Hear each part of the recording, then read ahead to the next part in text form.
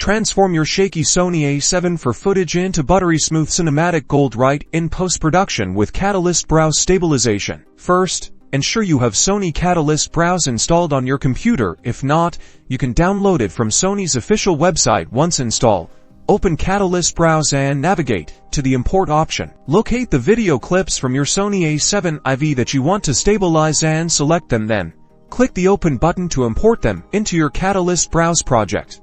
With your footage imported and selected in the media pool, look for the Stabilization tab, usually found in the right-hand panel of the interface. Click on this tab. Inside the Stabilization panel, you'll see an option to enable stabilization. Simply check this box to activate the software's powerful stabilization algorithms. Catalyst Browse will now begin processing your footage. You'll see a progress bar indicating that the stabilization is being applied. This might take a moment depending on the length and resolution of your clip.